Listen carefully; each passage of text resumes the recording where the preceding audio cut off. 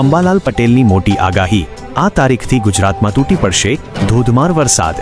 ગુજરાતમાં છેલ્લા કેટલાક દિવસોથી વરસાદની રાહ જોઈ રહેલા લોકો અને ખેડૂતો માટે રાહતના અને ચિંતાજનક સમાચાર આવ્યા છે। પ્રખ્યાત હવામાન આગાહીકાર અંબાલાલ પટેલે રાજ્યમાં મેઘમહેરને લઈને મોટી આગાહી વ્યક્ત કરી છે।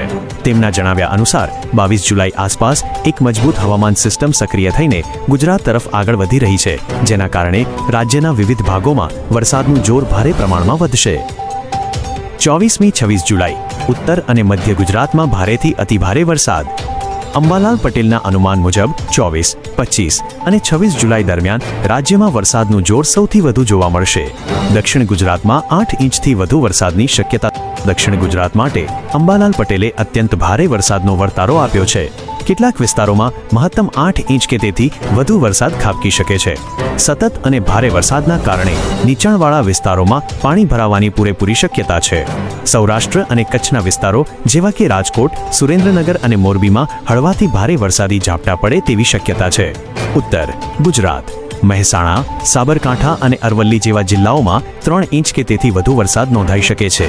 મધ્ય ગુજરાત, અમદાવાદ, આણંદ અને વડોદરામાં પણ ભારે વરસાદની સંભાવના છે। વડોદરા અને આસપાસના વિસ્તારોમાં 4 થી 6 ઇંચ સુધીનો વરસાદ પડી શકે છે। અંબાલાલ પટેલના મતે આ સમગ્ર વરસાદી માહોલ 30 જુલાઈ સુધી રાજ્યભરમાં યથાવત રહેશે, જેનાથી ખેડૂતોને મોટી રાહત મળશે। એક સાથે 3 સિસ્ટમ સક્રિય।